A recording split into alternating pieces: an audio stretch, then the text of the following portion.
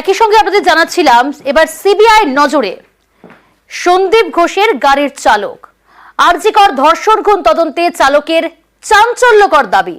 ঘটনার দিন ভোরে চালককে ফোনে ডেকে পাঠান সন্দীপ ঘোষ। ভোরে ফোনে দাবি করা হয় সন্দীপের চালকের তরফ থেকে সকাল 10টার পর ফোন করেন বলেই জেরায় দাবি করেছেন সন্দীপ। আরজিকরে ধর্ষণ খুন তদন্তে দুই বয়ানে অসঙ্গতি। সন্দীপের গাড়ির চালকের বয়ান রেকর্ড করা হয়েছে।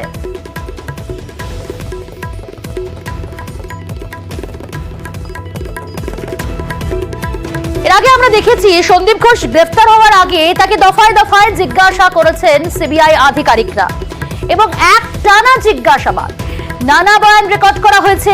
বয়ানে অসঙ্গতি পাওয়া গিয়েছে।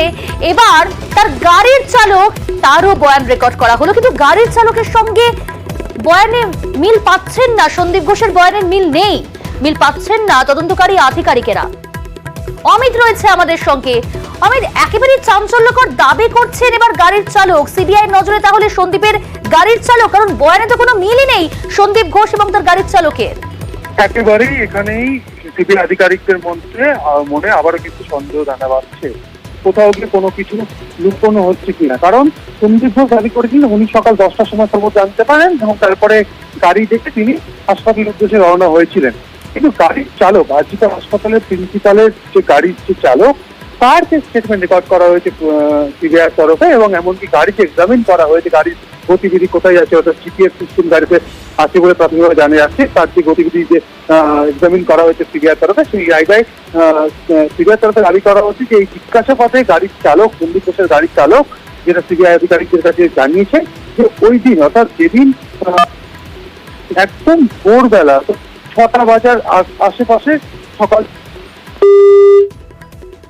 খুব সম্ভবত যোগাযোগ বিচ্ছিন্ন হয়েছে। আমরা আবারও যোগাযোগ করার চেষ্টা করছি। যেমনটা বলছিলাম, সিবিআই নজরে এবার সন্দীপ ঘোষের গাড়ির চালক। আরজিকর ধর্ষণ খুন তদন্তে চালকের চাঞ্চল্যকর দাবি।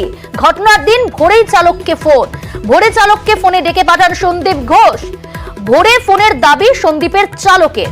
সকাল 10টার পর ফোন করেন বলে জেরায় দাবি করেছেন আবার সন্দীপ ঘোষ। অর্থাৎ এখানেই তাদের বয়ানে কিন্তু অসঙ্গতি এবং মিল পেলেন না তদন্তকারী অফিসাররা।